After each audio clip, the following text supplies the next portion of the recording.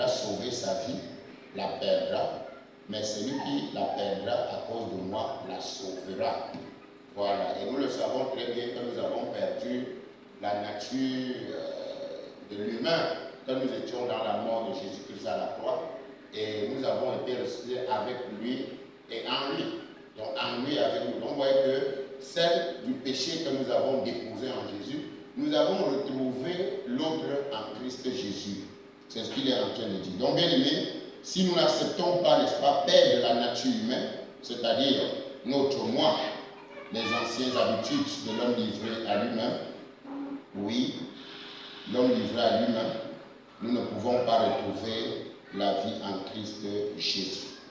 Jésus a perdu sa vie humaine pour se retrouver dans la vie du Père. En d'autres termes, la volonté du Père. Donc chacun de nous doit faire cet acte de vérité. C'est-à-dire Jésus avait une vie humaine, une volonté humaine, mais il a décidé, en allant dans les eaux du baptême, il partait là comme un humain qui part dans les eaux du baptême, ensevelir la volonté humaine et il se relevait. Et nous avons vu que l'Esprit de Dieu, en d'autres termes, la plénitude de la volonté de Dieu est venue en nous. Donc c'était plus sa volonté qui comptait. Alors toi et moi également, et nous allons accepter cette vérité, perdre la nôtre par la foi en Jésus-Christ, afin également de nous réveiller dans la vie de Christ Jésus. C'est ce qu'on nous demande. Et ça ne doit pas être, bien aimé, une formule de confession intellectuelle, mais ça doit être quelque chose par l'Esprit que nous recevons cette vérité-là. Donc maintenant, si tu refuses de perdre la vie du péché que tu as, tu ne pourras pas avoir la vie de sainteté. Si tu refuses de perdre la vie de l'orgueil, tu n'auras pas donc la vie de l'humilité. Donc il faut forcément perdre quelque chose pour avoir gagné l'autre. C'est ce que Paul nous a démontré tout au long de son ministère. Donc quand toi tu regardes, s'il y a des privilèges mondains, selon, quand tu lis la parole s'oppose à ça. Alors si tu n'acceptes pas perdre cela, tu ne peux pas bénéficier donc de ce que la parole de Dieu est en train de te dire. C'est pourquoi Jésus a dit dans Luc 5 par exemple aux pharisiens qu'en refusant de se faire baptiser par Jean, ils ont rendu nul à leur égard le dessein de Dieu. Donc il y avait un dessein de Dieu à leur égard. Eux qui ont porté la loi de Dieu, eux qui étaient le peuple que Dieu a choisi pour porter sa loi, maintenant Dieu est venu en la personne du Christ pour donc les adopter, les manifester son esprit, afin que la loi ne soit plus sur les tables de pierre, mais que cette loi soit écrite dans le cœur. Mais la condition était d'accepter, emprunter le chemin que le Père avait envoyé Jean-Baptiste pour préparer, pour que le véritable passe par là. Donc à chaque fois que mon frère, ma soeur, tu vas lire la parole et que tu vas refuser de la pratiquer, tu rends le dessein de Dieu nul à ton égard à travers cette parole. C'est pourquoi il faut bien examiner la parole. Quand tu examines, parce que ce qu'on doit dire, quand on prêche quelque chose, bien aimé, il faut que tu examines. Parce qu'on ne va pas seulement venir te dire non, il faut obéir. Il faut que toi-même tu vérifies. Avant que Dieu ne te dise non, il faut obéir à ton conducteur. Le conducteur ne doit pas venir, il faut m'obéir. Non. Toi, tu dois dire que Dieu a dit qu'il faut faire quoi? Il faut obéir. Ça veut dire que quand tu obéis maintenant, la manifestation de la bénédiction rattachée à l'obéissance de cette parole est ton partage. Mais si tu ne le fais pas, qu'est-ce qui se passe? Tu rends nul à ton égard le dessein de Dieu à cette parole. Parce que bien, tu peux accepter l'autre. Et si ce se passe généralement, nous croyons être sauvés sans être sauvés. Oui, nous croyons dans notre tête que nous sommes sauvés très bien. Mais comment être sauvé sans accepter la vie qui te sauve? Parce que c'est ça le problème. Je crois être sauvé. Mais si je crois être sauvé, c'est parce que j'ai accepté la vie qui m'a sauvé. Qui m'a sauvé de l'ancien caractère. Qui m'a sauvé de l'ancienne manière de vivre. Donc c'est la nouvelle vie là maintenant qui atteste mon salut. Parce que si tu dis je suis sauvé, c'est très bien, nous sommes d'accord. Mais maintenant, tu sais que maintenant, il dit que nous avons été, nous sommes et nous le serions. Ça veut dire que maintenant, vous êtes sauvés, nous sommes sauvés, vous seriez sauvés. Ça veut dire que l'enlèvement, c'est tous les trois types partent.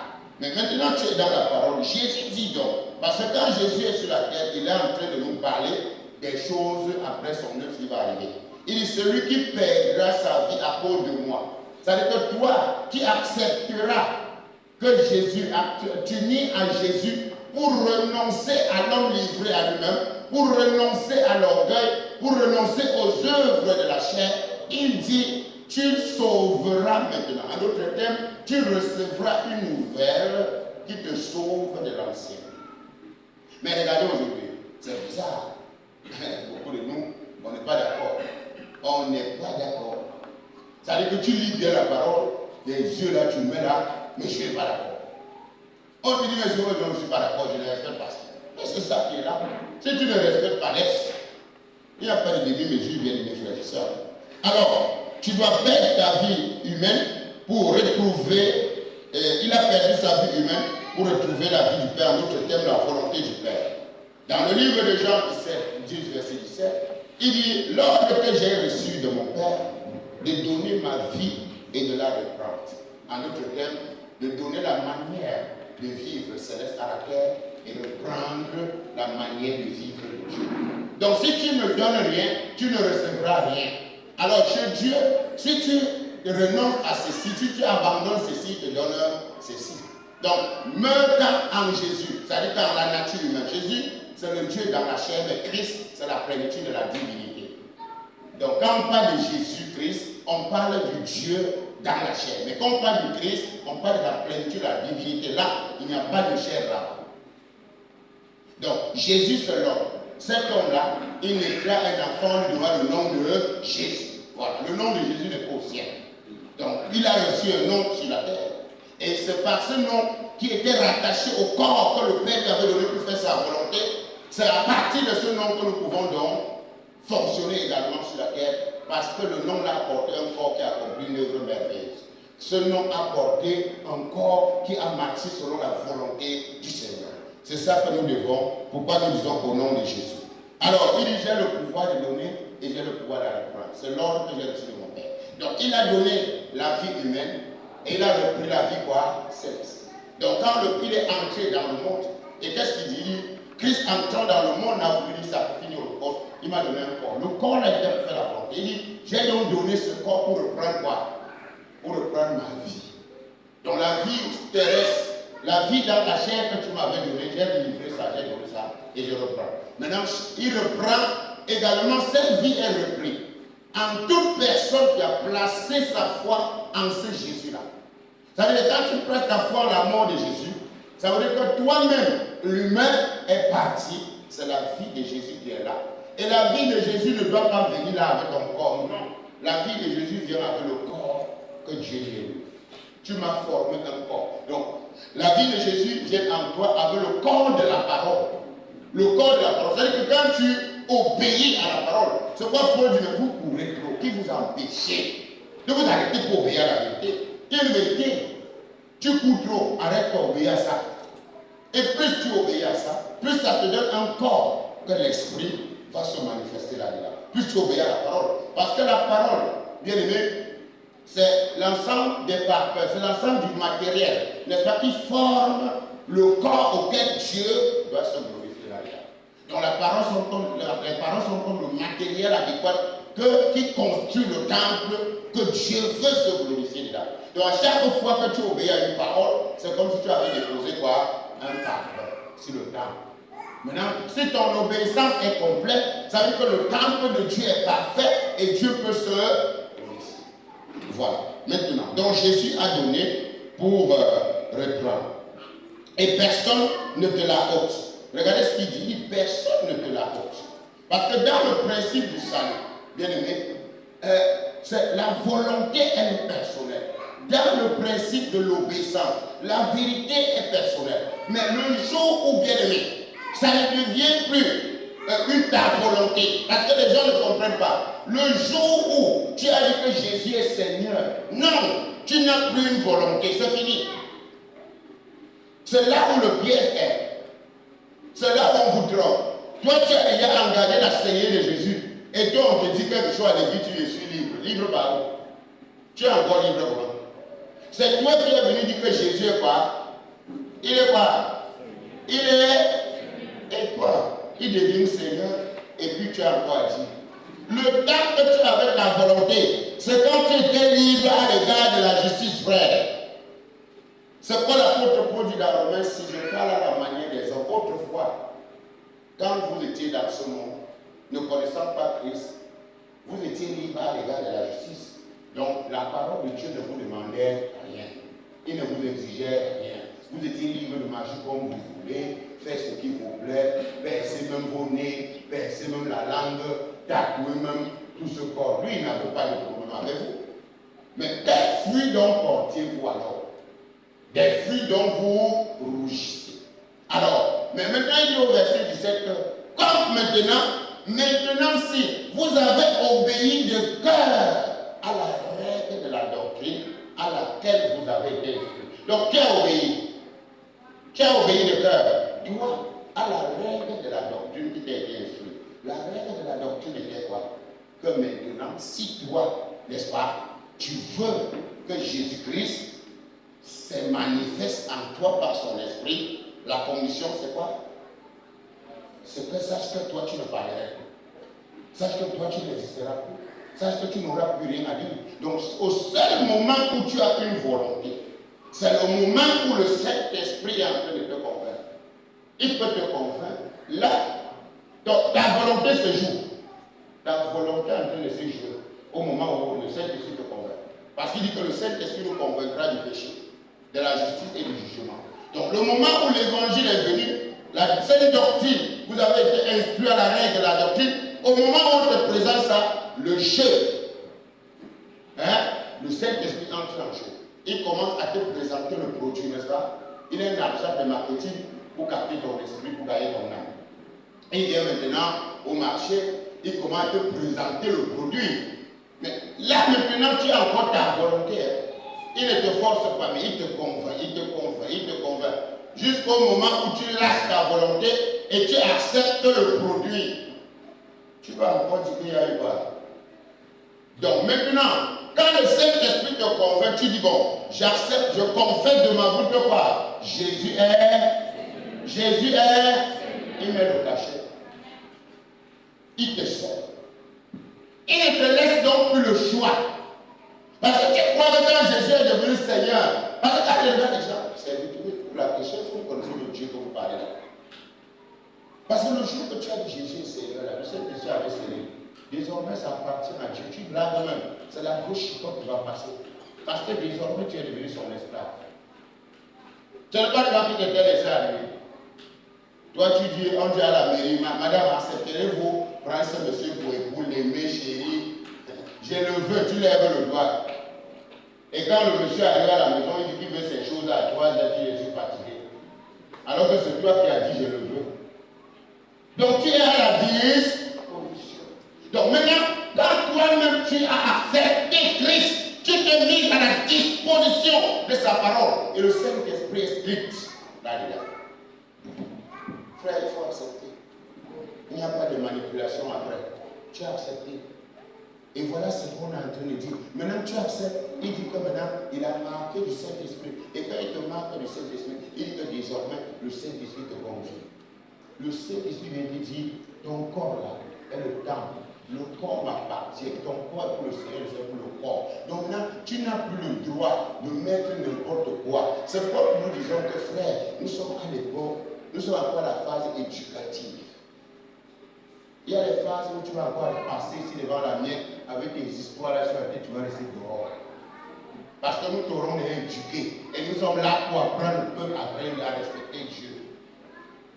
Parce que si toi-même tu ne veux même pas sauver ta vie, tu veux mépriser même ton mari, nous on va t'aider à le respecter. On va faire comment? On va faire comment? On va t'aider à le respecter. Parce que toi-même, tu vois quelqu'un prendre un truc, comme vous les exagère, mais non seulement non, fais même simplement, c'est ici. Jusqu'à quand un marche, elle fait comme ça. La tête de Dieu. La tête de qui? C'est la tête de qui? Ouais, parlez fort. Vous parlez dans la gorge. Quoi ça? C'est la tête de Dieu. Toi, tu dis que c'est la tête de Dieu. C'est toi qui dis ça. C'est dire, ma soeur, qui dit que c'est la tête de qui? Donc c'est Dieu qui met ça. C'est Dieu qui fait ça. Souvent, qu'on ne se moque pas de Dieu. Regarde, lui-même dit dans sa parole qu'on ne se moque pas de Dieu. Quand toi tu veux suivre les penchants de ton cœur, calme-toi, ne te moque pas de Dieu. Parce que toi-même tu sais que la pillage du monde là, c'est ce qui te réjouit le cœur humain. Parce que le cœur de Dieu c'est l'esprit au travers de sa parole. Non, c'est avec ça que je suis belle.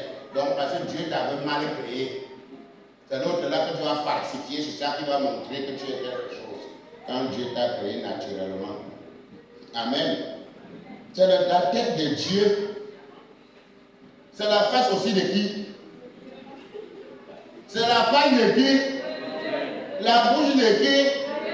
Donc on met la peinture sur la bouche de Dieu. Donc Dieu met déjà la peinture sur ta bouche. C'est ça. Dieu met déjà la peinture sur ta bouche. Toi-même, frère, il faut être vrai. Parce que moi, j'enseigne la parole. Le Saint-Esprit est là. Ton corps est content. La parole de Dieu est là. Toi-même, va te placer devant. Regarde-toi, regarde la parole. Dis-toi la vérité, la bouche de Dieu, la tête de Dieu. Et puis quand tu regardes toi-même la tête de Dieu,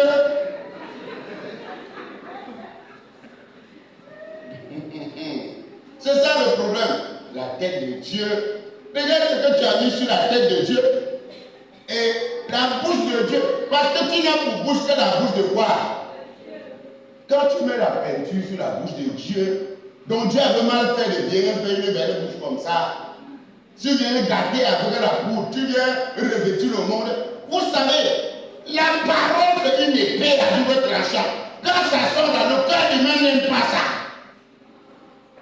Le cœur humain est déjà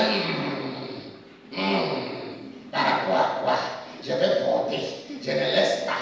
Il dit pour lui là-bas, porte ma fille, porte. Tu es belle avec, tu es jolie. Il est déjà, il te convainc. Le Saint-Esprit qui dit ma fille c'est la poubelle. Ma fille la poubelle, la lecture, jette ça, jette ça. Le monde dit, ah, tu seras belle comment? Est-ce qu'on va te voir belle comment? Mais, il y a une bagarre. Dieu t'a donné même les cheveux noirs. Mais ma soeur, n'est même le noir là. Non, le noir ne t'intéresse plus. C'est maintenant le rouge. C'est maintenant le bleu. Et on a même vu les servantes dedans. Même les servantes de Christ, elles sont la première. Elle va en chant. Oh Jésus, elle marque vos péchés. Elle recevait Jésus. Oh matin.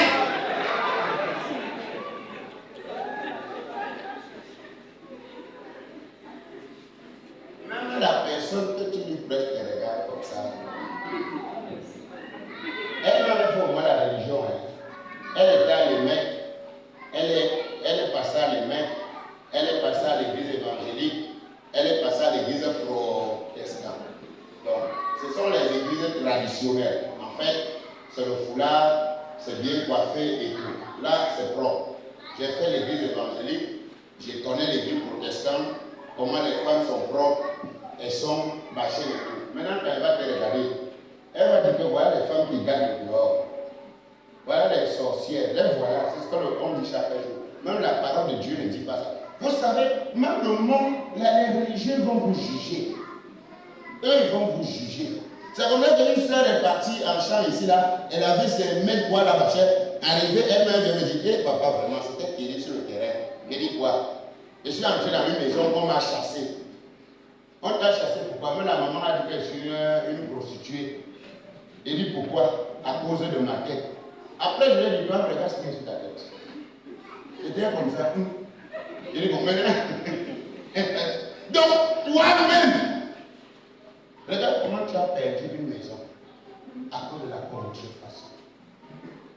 Oui, parce que les gens lisent la Bible.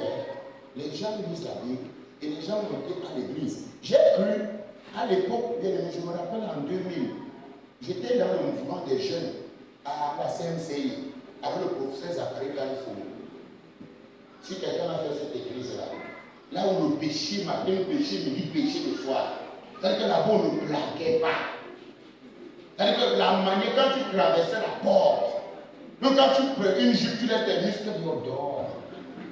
La femme devait s'habiller en africaine. Elle devait être proprement habillée avec son petit foulard. Et cette femme-là avait la crainte de Dieu. Mais la génération androïde, la génération c'est grave. C'est une impurité, une impudicité, une façon de faire qu'on ne trouve même plus chez les païens. Même les païens comme ça croisent le pied pour regarder l'église. Même les païens sont dépassés.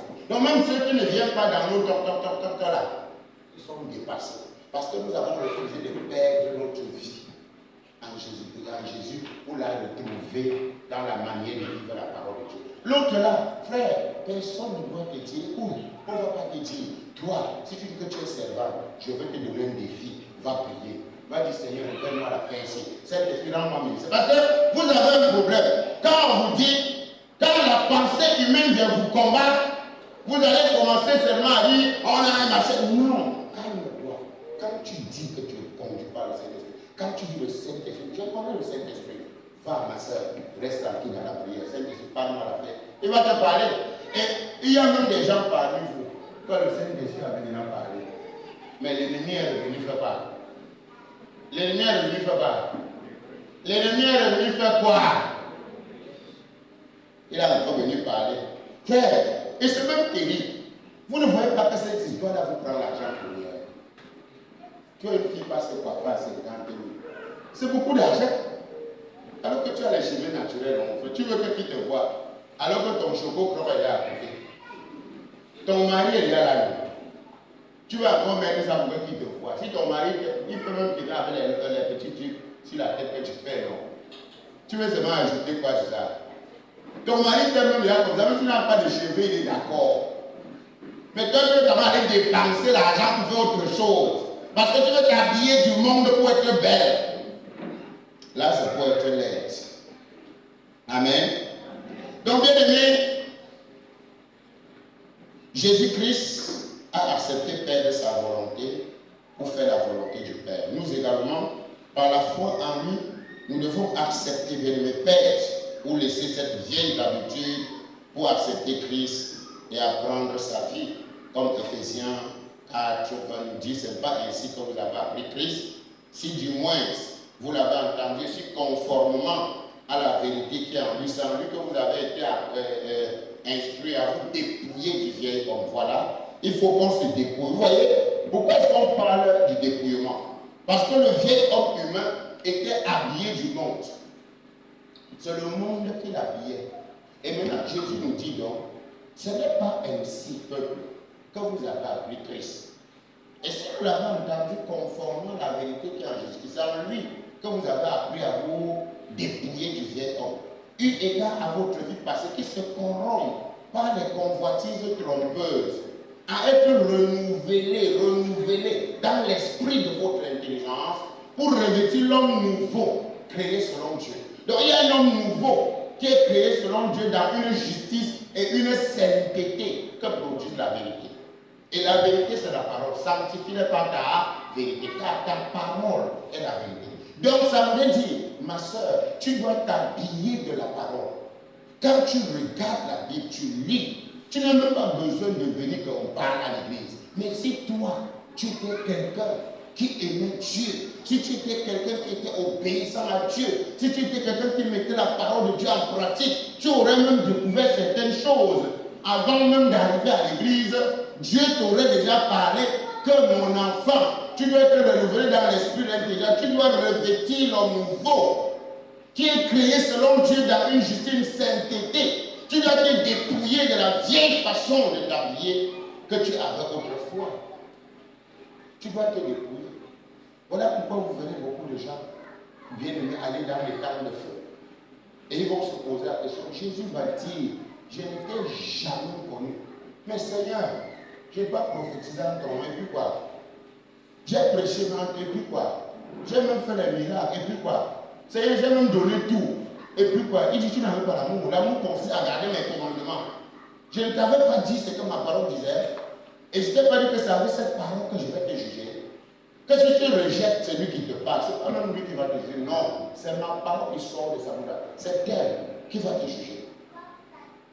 Donc, bien aimé, si les chrétiens, si les enfants de Dieu obéissaient à Dieu, on devait ressentir la présence du Saint-Esprit se mouvoir dans chaque vase.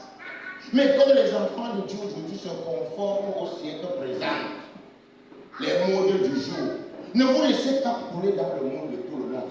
Donnez une nouvelle orientation à vos pensées, bien aimés, afin que vous discerniez quelle est la volonté de Dieu.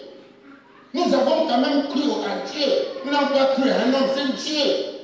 Donc il va falloir, bien aimé, que nous puissions, bien aimé, regarder à la parole de Dieu et non à la parole de l'homme. Regardons.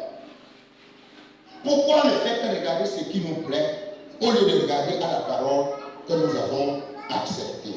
C'est pourquoi il nous dit, bien aimés frères et sœurs, nous devons être renouvelés dans l'esprit de notre intelligence. Il y a un homme qu'on va revêtir. Et cet homme-là, revêtez-vous du Seigneur. Dans le livre de Romains 13, verset 14, revêtez-vous du Seigneur Jésus. Et ne donnez pas soin à la chair pour en satisfaire ses convoitises. Éloignez-vous de la luxure. Éloignez-vous. Les choses qui brillent n'est pas de l'or. Oui, éloignez-vous. Mais le cœur de l'homme est endurci. Quand la parole de Dieu sort, tu sais comment il y a une bagarre dans son esprit. On te dit, éloigne-toi de ça, de ces choses-là. La nuit avancée, dépouillez-vous des œuvres de la nuit, des ténèbres. Vivez comme en plein jour, loin de l'impudicité, loin du mensonge, loin de l'orgueil, loin de la luxure. Revêtez. On dit non. On dit non, je ne suis pas d'accord. Le message qu'on a donné à l'église ne me concerne pas. Moi, je fais ce que je veux. Je suis libre à Christ. On ne peut pas me mentir, on ne peut pas me mettre, on ne peut pas me commander. Frère, personne ne te commande. C'est la parole de Dieu qui te commande. C'est la parole de Dieu qui t'exige. Et on ne se moque pas de Dieu. Parce que ce qu'un aura semé le moissonnera. La colère de Dieu vient sur ceux qui s'opposent à sa parole. Donc Dieu ne peut pas dire que tu as confessé le Seigneur de Jésus et toi-même tu as dit. Ma soeur revient dans la parole, mon frère revient. Ce n'est pas la parole de quelqu'un, c'est toi-même qui as dit Jésus était Seigneur. C'est toi-même qui es devenu l'esclave de la justice de Dieu. Et la justice de Dieu, ce n'est autre que sa parole. Mais pourquoi tu peux alors remettre cette parole à cause? Revenons, frères et sœurs, c'est dangereux. Revenons. Et regardons, bien aimés, nous avons également accepté le Christ. Oui, on a accepté, Père de notre vie, pour la retrouver au modèle de Christ. Et le Père nous a rendu la vie avec lui. C'est par grâce que nous avons cette vie-là. Alors nous devons accepter. Et ce qu'il dit, bien aimé, nous voyons dans notre texte que nous avons pris. Le verbe est conjugué, il dit, la sauvera. Il dit, celui qui perdra sa vie à cause de moi, la sauvera. Jésus est sur la terre en train d'annoncer l'évangile. Au moment où l'évangile vous sera prêché et que vous accepterez cet évangile par la foi, la mort de Jésus agirait dans vos corps et la vie de Jésus se manifestera aussi. Donc si la mort de Jésus agit en toi, ma soeur, tu vas retrouver sa vie aussi. C'est cette vie maintenant qui te sauve. C'est cette vie qui te donne l'accès auprès du Père. Parce que si tu n'as pas la vie de Jésus, par l'obéissance de la foi en sa parole, laisse, viens-moi à l'église parce que tu meurs. L'enfer t'attend. Il ne faut pas discuter, il ne faut pas discuter. La parole est là. Tu peux décider de ne pas accepter, mais c'est la vérité. 2 Corinthiens 4, versets 10 et 11. On va lire ça avant d'entrer, d'expliquer ce que je voulais apporter là. Gloire à Dieu. Qu'est-ce que ça dit? 2 Corinthiens 4, versets 10 et 11. Rapidement, même pas le temps. Portant toujours avec nous dans notre corps la mort de Jésus. La mort de Jésus. Afin que la vie de Jésus soit aussi manifestée. Afin que la vie de Jésus soit aussi manifestée. Car nous qui vivons, nous sommes sans cesse livrés à la mort. Nous sommes sans cesse livrés à la mort. À cause de Jésus. À cause de Jésus. Afin que la vie de Jésus soit aussi manifestée. Afin que la vie de Jésus soit aussi manifestée dans notre chair mortelle. Dans notre chair mortelle. Voyez ça, frère. Donc, si tu ne comprends pas ce que la parole de Dieu est en train de te dire, il a dit, celui qui perdra sa vie à cause de moi la retrouvera. Donc tu perds ta vie en Jésus, la mort de Jésus vient agir sur ce que tu étais, sur les habitudes que tu avais, sur l'orgueil, la suffisance, les apparences de la piété que tu avais. La mort de Jésus vient prendre ça. Et puis la vie de Jésus, maintenant, donne la vie à ta manière de vivre divine. Donne ta vie, la vie à ta manière de glorifier Dieu, à ta manière de célébrer Dieu. C'est ce qu'il est en train de dire ici derrière. Donc il est important que nous puissions véritablement prêter attention à ça. Alors, il dit, voilà, sauvera. Donc, la responsabilité t'incombe de le faire, d'accepter ce message. Car, quand Jésus est dans notre verset, la sauvera, il dit dans Acte 4, verset 12, il n'y a de salut, quoi, en haut, car nous trouvons. Donc il n'y a pas de salut quelque part. Il y a de salut en lui. Et ma soeur, mon frère, regarde, le mensonge de l'ennemi voudrait nous dire quoi? Voudrait nous dire non, vous avez quand même déjà confessé que Jésus est Seigneur, ça va. Donc en fait, il ne vous laisse pas que le Saint-Esprit vous donne l'explication de la Seigneurie de Jésus. Il ne vous laisse pas comprendre ça. Mais il vous fait quand même comprendre, bon, comme tu as dit que Jésus est Seigneur, non, ça va, tu es libre de faire comme tu veux. Frère, il va te garder dans la servitude parce qu'il connaît là où tu vas finir ta course. Donc ne l'accepte pas. En écoutant cette parole de prends attention, n'accepte pas le mensonge que l'ennemi voudrait te donner. N'accepte pas cela. Tu as déjà dit Jésus est Seigneur, tu l'as laissé. Car je n'ai pas honte de l'évangile. Je n'ai pas honte de quoi? C'est une puissance pour le salut de quiconque croit. Parce qu'en lui est révélée la justice de Dieu par la foi et pour la foi. Car le juste vivra par quoi? Le juste vivra par quoi? Donc tu vois que l'ennemi peut te tromper. Et puis les intellectuels, les savants, vous savez, il y a des gens, quand ils te mettent à te faire le discours, quand ils te mettent à exposer l'éloquence intellectuelle et le savoir qu'il peut avoir sur, bien aimé, la sagesse humaine des Écritures, il peut te sortir rapidement hors de la vie de Christ. Heureusement que le Seigneur nous a dit une chose très rapide. Il a dit non, les enfants. Je rentre dans le Père n'a pas révélé cela aux sages, aux intelligents, aux savants. Il a révélé à qui? Aux enfants. Donc si tu ne te convertis et ne deviens comme un petit enfant, tu n'entreras pas dans le royaume. C'est ça le problème. Parce qu'il faut savoir que le salut que nous sommes en train de travailler, bien aimé, c'est pour le salut au royaume. Ce n'est pas pour la guerre. La guerre n'a pas besoin d'un salut. Nous avons besoin de salut pour entrer au royaume du Père. Et Satan va toujours nous mentir afin que nous ne travaillions pas cette façon de vivre, d'obéir pour être à la mesure de la stature parfaite pour que la porte du royaume soit ouverte. Il veut ça. Il veut toujours nous mentir que nous disons, nous sommes de Dieu, mais nous avons l'habillage du monde pensant que nous sommes de Dieu. Et le gars est content. Il est comment? Il est comment? Il est content. Et toi-même, tu ne discernes même pas. Si on ne vient pas ouvrir les yeux de ton intelligence, que chaque parole que tu n'obéis pas, tu n'as mis le dessein de Dieu. Satan va te dire, même si tu n'obéis pas, Dieu t'aime. C'est ça, non? Il va te dire que Dieu est amour. Alors que Dieu dit que si tu m'aimes, c'est la parole. Hein? C'est comme on dit à quelqu'un que même si tu ne mets pas les parpaings sur ta maison, n'est-ce pas? Ta maison va finir. C'est comme ça, non? Donc tu parles, non, même si tu ne consultes plus, c'est ça, non? Même si tu ne tolles plus. Hein? Parce que même si on ne tolle plus, ça va finir. Et Dieu t'aime, non? Ton père t'aime, même si tu ne finis pas ta maison. Frère, ton père t'aime, mais il faut que la maison finisse. Quelqu'un comprend? Ton père t'aime, mais tu dois obéir à quoi? À sa parole, pour construire la nature qu'il veut parfaite. C'est pourquoi nous instruisons tout le temps en toute sagesse, en présentant tout le temps devenu parfait à Dieu. Donc on doit présenter quelque chose à Dieu devenu parfait. Et il a choisi donc les dons ministériels pour qu'on puisse vous amener à comprendre ça, à comprendre le fait. En réalité, Satan c'est un menteur. Parce que ce que nous disons dans la Bible, c'est ce que Christ, c'est un fait. Et la responsabilité, c'est qu'on accepte. Tout ce qu'il fait, c'est pour nous empêcher d'accepter. Pourquoi il veut seulement que tu te rebelles? Dieu dit non. Je vous exhorte à offrir vos corps à Dieu. Il dit n'offre rien. Il dit quoi? N'offre rien. Vis comme tu veux. Parce que les gens, ils pensent que quoi? Frère, tu es esclave de la justice de Dieu. Donc, il n'a point honte de l'évangile. C'est une puissance de Dieu pour le salut de quiconque croit. Donc, vous voyez pourquoi Jésus dit qu'il faut d'abord perdre ta vie. Perdre tout ce que tu pouvais, tu pensais, tu refusais, tu organisais. La mort de Jésus doit agir en ça. Tu dois devenir bien aimé comme le rebut de tous, le balayer du monde. C'est-à-dire que la vie chrétienne en toi fait de toi une personne qui n'existe plus pour le monde.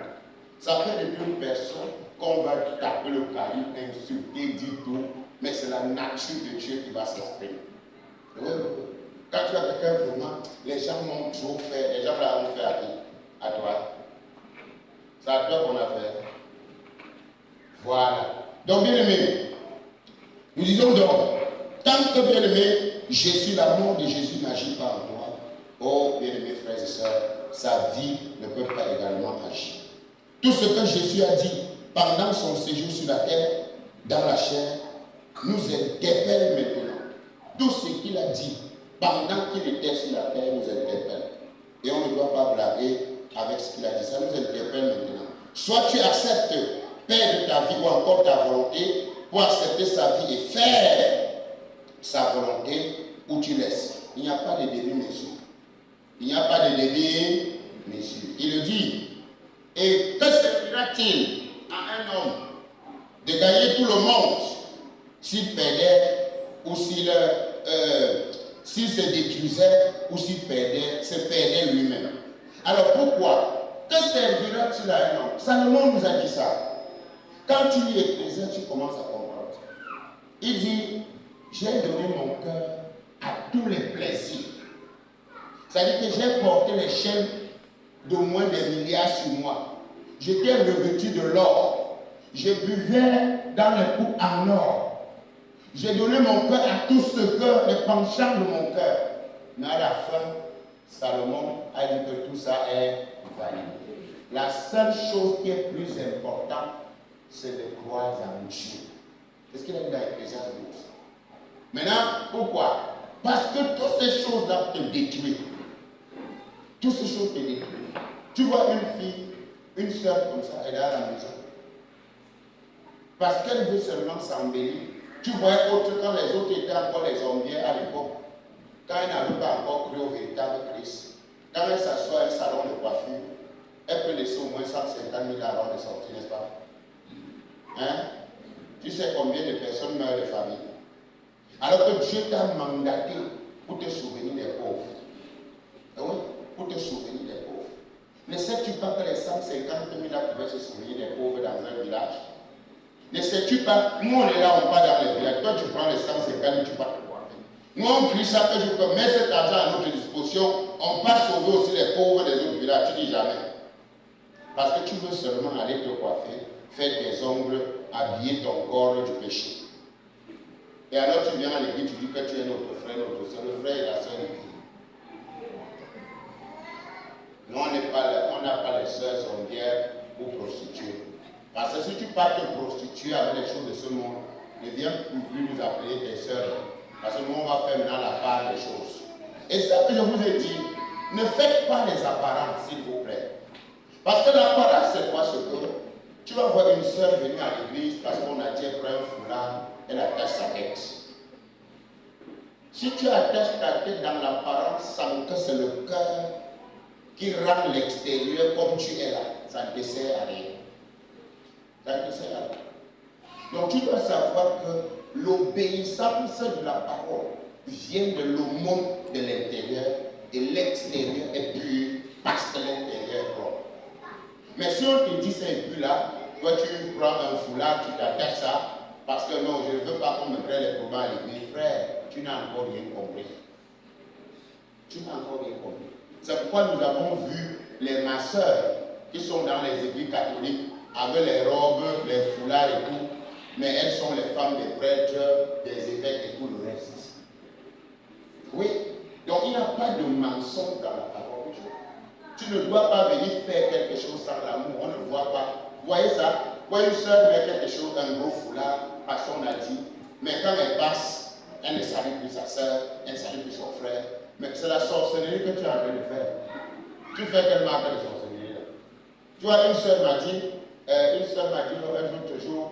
Et puis, bon, elle était un enfant, elle me dit, bon, papa, vraiment, moi je me salue plus. Il y a quelle soeur, je me salue plus. Et puis, il dit, tu ne les salues plus, pourquoi? Elle me dit, papa, même si toi tu es au courant de ce que les gens là m'ont fait, même toi tu ne dois plus les saluer.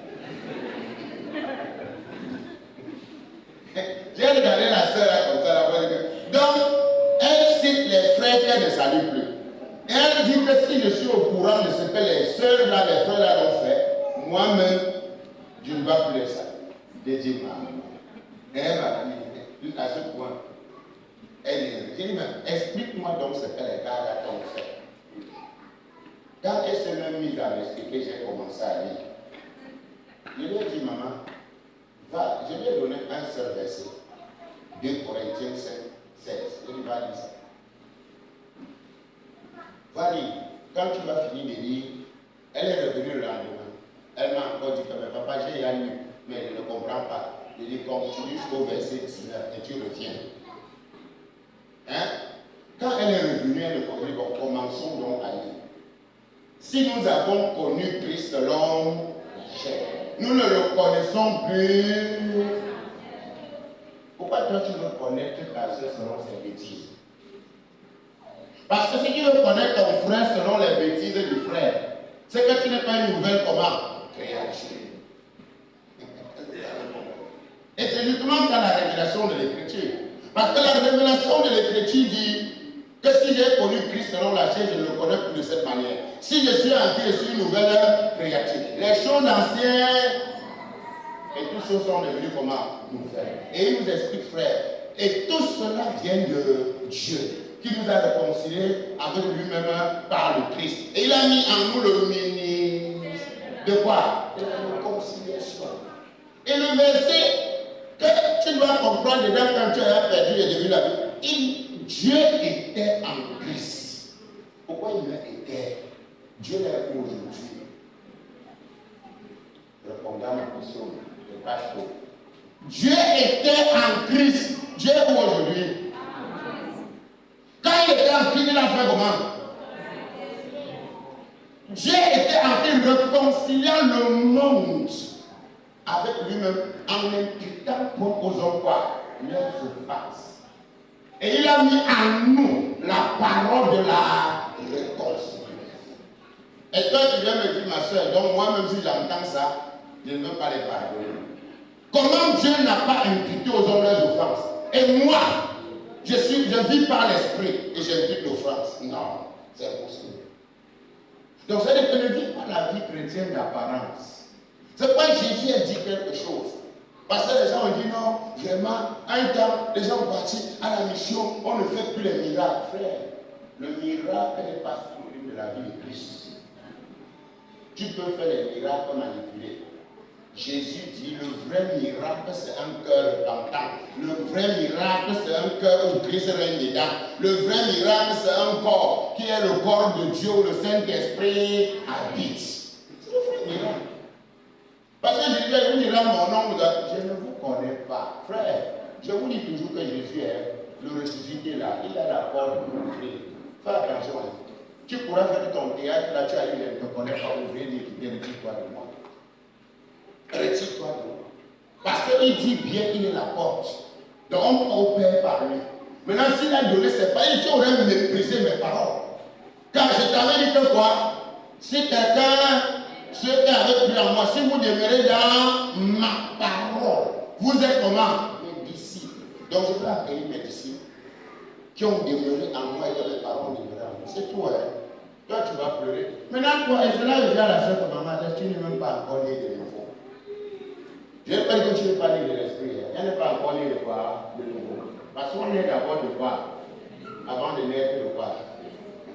C'est très important. Naître de nouveau, c'est déjà accepter le Christ, devenir la sémence. En attendant que quoi? Que tu puisses être arrosé pour porter les fruits qui veut dire naître de l'esprit. Parce que quand quelqu'un est né de l'esprit, ça veut dire qu'il est à le fou. Quand il est né de nouveau, ça veut dire qu'il est lassement. Mais le lassement peut rester comme ça sans valeur. Un moyen d'avocat comme ça, sans jamais en mettre mis en terre, ça ne sert à pas. C'est là. Sauf si tu vas rappeler et boire, que tu peux se lever, c'est ça, non? Donc, ça veut dire, quand j'ai dit à ma fille, tu n'es même pas encore né de nouveau. Vraiment, c'est difficile, c'est compliqué. Parce que si tu as encore ce cœur-là, le diable c'est un piégeur, il est dangereux. Il peut faire que tu es un pasteur. Tu es là, tu crois que tu prêches, tu acclames, tu vis une vie impudique. Tu veux une vie de mensonge. Tu veux une vie d'orgueil, la popularité, la suffisance, la connaissance. Et lui, il te garde dans ça. Il fait comment? Il te garde dans ça. Et tu vois, tu vois les frères qui ont déjà dérouté ou les sœurs, que tu sens que, et quand il vient à l'église, le frère, il a tête haute, voiture comment? Voiture comment? Et puis quand on dit on va faire quelque chose, là, je ne fais rien là-bas. Et dans leurs églises, il y a tu es sorcier, frère. Donc tu viens dans la maison du Père et tu dis qu'il t'énerve. Regardez ce que Jésus a dit. Continuons à lire notre verset. Car quiconque aura honte de moi et de mes paroles, le Fils de l'homme aura honte de lui quand il viendra dans sa gloire et dans celle du Père et des saints anges. Amen. Il aura aussi honte de toi. Parce que tu as dit Jésus est Seigneur. Maman dit la vérité. Une seule minute, toi-même tu dis qu'il est Seigneur. Pourquoi ne gardez-tu pas cette parole? Pourquoi m'appelez-vous quoi? Seigneur, Seigneur. Et ne faites-vous pas ce que je dis. Aimez-vous les uns les autres. Si vous vous mordez, on se mord les uns les autres. Tu vois, une seule personne dit ne parle à son frère avec amour. Personne ne parle avec bienveillance. Personne ne parle avec douceur. Personne. Il y a toujours accusation, incrimination, sorcellerie. Il y a toujours, non, tel est comme ça, tel est ça, tel est tordu, son pied est tordu, ses oreilles sont mauvaises. Et c'est-à-dire que personne ne parle à son frère avec action de grâce. Et là, j'ai dit souvent, tu vois, quand un frère vient, il me parle d'un autre frère. Pour Dieu seul. Quand tu parles, il te regarde comme ça. Et donc toi, tu me dis que tu es à faire. Ça non. Il faut que je cherche mon autre enfant et toi, je ne te laisse pas. Vous savez quelle douleur dans l'enfantement, sur la pluie et le soleil, j'ai fait pour gagner les brebis là. Et toi, tu veux me dire qu'il faut jeter, c'est ça non? Parce que dans la brebis là, vraiment. Et toi, tu es quoi quand tu as le parler? Si tu étais même ça, si tu le savais, tu devais intercéder pour l'autre. Oui, tu allais intercéder pour l'autre. Parce que la fête, c'est la course dans la vie chrétienne, sinon, ce n'est pas du chocolat. Ce n'est pas vrai. Ce n'est pas du chocolat. Même Jésus, au jour de sa chair, il a fait quoi? Au jour de sa chair, il a fait quoi? Il pleura des grandes larmes à celui qui pouvait le sauver. Toi aussi, là, tu crois que tu es là, tu ne pleures pas, tu vois qu'il va aussi te sauver ton langage là. Donc, toi, ton mauvais comportement là, l'use même c'est toi, ton cœur même te condamne. Et toi, tu es en train de voir les défauts de l'autre. Tu fais comment à quel yeux pour voir les défauts? Si tu vois les défauts de ton frère, c'est que tu as les yeux du défaut. Et oui, les yeux du défaut voient que le défaut, mais les yeux de l'amour voient le changement, voient les possibilités de relever. C'est comme ça que les yeux de l'amour voient. Les yeux de l'amour, Dieu était en Christ, n'est-ce pas, nous reconstruisons. Il nous a reconstruit en voyant l'amour en Christ. Il n'a pas vu les défauts. Il a vu comment il pouvait nous sauver, il a vu comment il pouvait nous aimer, il a vu comment il pouvait nous conserver sa bonté, il a fait ça. Donc maintenant, nous devons bien aimer comprendre cette vie-là pour recevoir ce genre de vie quand nous perdons la nôtre. Amen. Et sauver sa vie en Christ bien aimé, c'est demeurer en lui. Et il a dit dans Jean 8, 32, ceux qui avaient cru en lui, si vous demeurez dans ma parole, vous êtes vraiment mes disciples. Vous connaîtriez quoi? Et la vérité, ça c'est ce qu'il disait, il était sur la terre, non? C'est ce qu'il disait quand il était là. Donc il était en train de parler quelque chose. Il dit, si vous demeurez, voici donc le temps où il faut demeurer. Voici le temps là. Parce que quand il parlait, je vous ai posé la question, Dieu était en Christ sur la terre réconciliant. Maintenant Dieu est en nous réconciliant. Et maintenant, le Dieu qui est en toi, pour réconcilier le monde avec lui, il n'impute pas aux hommes les offenses. C'est-à-dire qu'il n'impute pas aux hommes leurs fautes, leurs erreurs ou leurs faiblesses. Non. Parce qu'aujourd'hui, le caractère des enfants de l'adversaire a pour but seulement de voir les faiblesses des uns et des autres, mais pour faire leurs éloquences. Donc eux, ils sont parfaits Et leur Dieu est comme l'autre m'avait dit que ça fait des années, tu ne savais pas que je te guettais. Moi, j'ai failli me renverser. Ouvertement. Tu fais 8 ans avec un enfant après, chaque fois que tu étais là, tu ne savais pas. Il dit Seigneur. Heureusement que quand tu vis la vie de ton père, en esprit, en vérité, même dans tes manquements et tes faiblesses, ton père gère tes adversaires. Mais si toi tu me cuisines à manger depuis des années, et dès qu'on a un petit problème, tu ne savais pas qu'à chaque fois que tu venais, je te détestais, maman. Moi, elle est claire comme ça, je ne vous dis pas quelque chose que j'ai entendu à quelqu'un. J'ai dit, ma fille, hey, qui est ta fille? Je suis la fille de mon père. Les yeux étaient déjà sortis comme ça. J'ai dit, si tu es la fille de ton père, mon père alors c'est qui? Parce qu'elle a dit qu'elle est la fille de son père. Je sais que notre père est amour. Donc même si ton frère a fait quelque chose contre toi, la Bible dit plutôt, va vers ton frère, vous entendez. Pardonnez-vous réciproquement comme Dieu nous a. Mais toi, tu me sors derrière les yeux et tu dis que non, la fille de qui est, c'est la fille de mon père. J'ai dit que donc tu connais ton père. Parce que c'est le père là qui est venu haïr. Même si, je vous dis frère, l'amour de Dieu est tel que, même si tu es tombé en profondeur de la boue, l'amour de Dieu est profond. Ça peut encore t'enlever dans les profondeurs de la boue que tu es tombé. Et ça peut te relâcher. C'est quoi le Seigneur? Revenez à moi. Le Seigneur n'a jamais dit que perdez-vous. Il dit faites quoi? Revenez à moi. Et je reviendrai à vous. Je suis l'Éternel, je ne change pas. Donc mon amour ne peut pas, à cause de ta bêtise, s'affaiblir. Mon amour est éternel. Mais quand tu vois un frère, une soeur radicale, non, Dieu a dit qu'il a fini avec toi. Moi-même, si Dieu me dit qu'il a fini avec toi, justement, comme ton père, le diable, était à mes trousses et il a raté, il a demandé à finir avec moi. Et maintenant, c'est les anges qui vont venir me faire quoi? Me servir.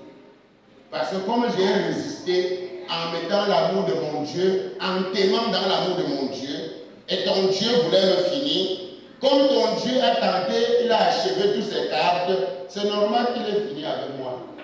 C'est pour ça que j'ai compris la chose. Et dit Seigneur, merci parce que les anges maintenant sont là pour me servir. C'est ça la compréhension de ceux qui ont accepté, mes bien-aimés, perdre leur vie. Parce que tu cherches à conserver ta petite vie humaine. Voilà pourquoi le soupçon, le mal va se manifester dans ton cœur. Le Seigneur nous dit ici, bien-aimés, il dit demeurez en moi. Voilà, demeurez en moi et je demeurerai en vous. Comme le serpent ne peut de lui-même porter du fruit, s'il ne demeure attaché au cep, ainsi vous ne le pouvez non plus si vous ne demeurez en moi. Donc nous ne pouvons pas. Tu ne peux pas dire que tu honores Dieu. Tu ne peux pas dire, bien-aimé, que tu es obéissant, tu crains Dieu, sans garder la parole du Seigneur. C'est impossible. Ça ne peut pas. Ça ne peut pas. Nous allons nous efforcer que là-bas. C'est là où il faut. C'est là où le modèle, c'est là où tu seras formé à la mesure de la statue. Tu ne peux pas échapper. Alors, il nous dit également, bien-aimé, nous le voyons ici, dans Jean 6, 63. Donc, c'est à partir de ces paroles que nous avons sa vie. Car Jean 6, 63, la parole est esprit et vie. Donc, c'est sa parole, pas la nôtre. Ce n'est pas notre attitude, notre façon de penser. Ce n'est pas nos raisonnements. Ce n'est pas les fautes des uns et des autres auxquelles nous pouvons nous concentrer. Qui est notre vie? Non, c'est la parole de Christ qui est notre vie. C'est là où il faut fonder notre obéissance. Et là où il dit, mais, il dit dans Éphésiens 2, verset 4, mais Dieu qui est riche en amour, n'est-ce pas, en miséricorde, à cause du grand amour dont il nous a aimés, il nous a rendu à la vie avec quoi? Avec Christ. Et c'est par grâce que nous sommes sauvés. Frères et sœurs, et c'est par grâce que nous sommes sauvés. Et s'il nous a rendus à la vie avec Christ, et c'est par grâce que nous sommes sauvés, ne nous retirons pas de la foi pour se perdre. Ne nous retirons pas de la foi pour se perdre. Parce que si toi, tu as déjà perdu ta vie et accepté la foi en Christ, Ne te retire pas. Est-ce que quelqu'un peut me lire ce verset rapidement là? Hébreux 10, verset 38 à 34. Hébreux 10, verset 38 à 34. Est-ce qu'on voit cela? À 39. Hébreux 10, 38, 39. Vas-y.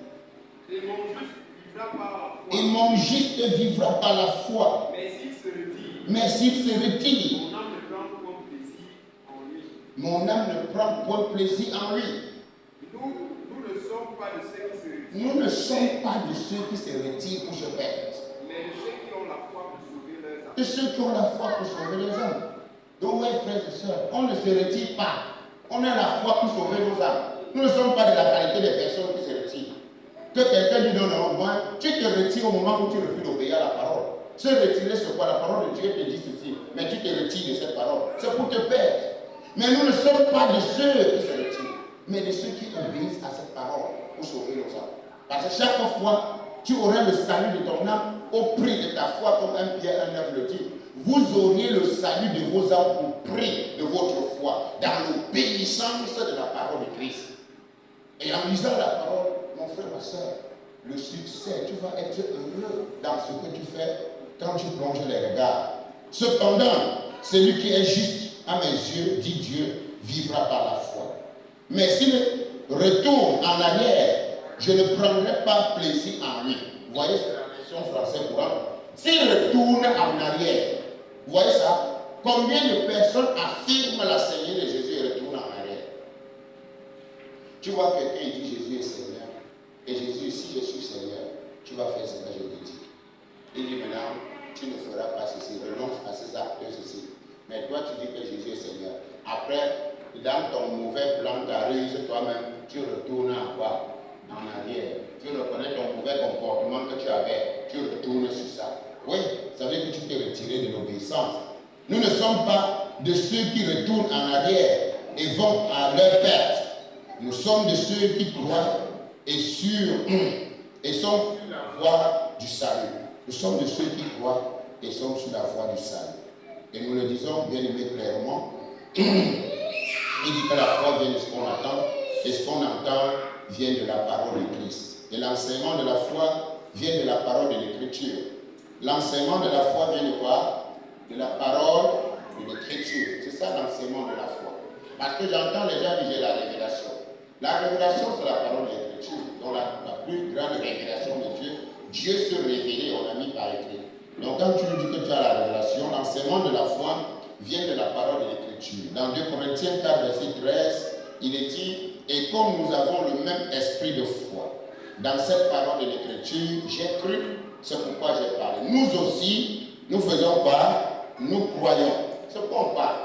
Donc la foi vient de ce que la parole de l'Écriture annonce. Et il faut que l'enseignement de la foi vienne de la parole de l'Écriture. Tu ne peux pas bien dire que tu as une autre relation en dehors de la parole de l'Écriture. Ce que la parole de l'Écriture a dit, il a dit. Donc tu ne peux pas avoir une autre foi si tu n'as pas la foi en la parole de l'Écriture. La parole de l'Écriture est claire. C'est là. Donc n'ayons pas bien aimé la prétention de nous détourner, n'est-ce pas, de la parole de l'Écriture pour donner une autre interprétation par la sagesse humaine. Car nous le savons très bien, Dieu dit j'anéantirai la sagesse des sages, n'est-ce pas? Dans 1 Corinthiens 19, il va anéantir la sagesse des sages.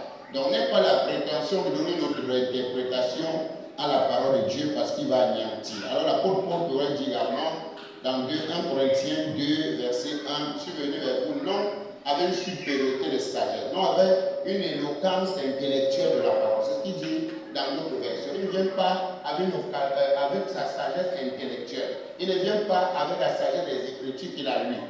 Il vient vers nous avec une démonstration d'esprit et de puissance. Ça veut dire, tu peux avoir l'esprit sans la puissance.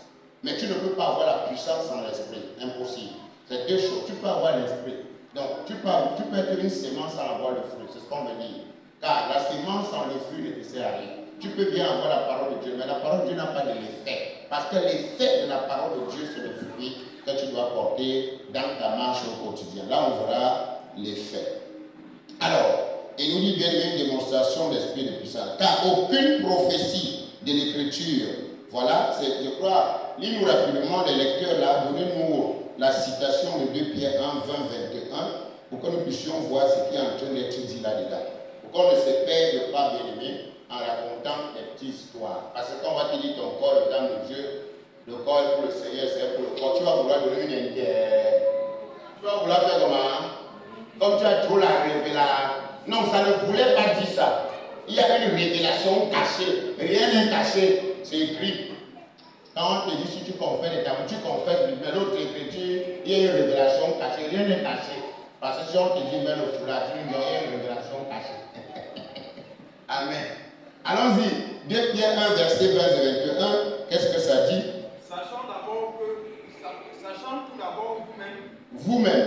Aucune prophétie de l'Écriture Ne peut être l'objet d'interprétation particulière. Ne peut être l'objet d'interprétation particulière. Car ce n'est pas par une volonté. Ce n'est pas par une volonté qu'une intelligence nous a été humaine.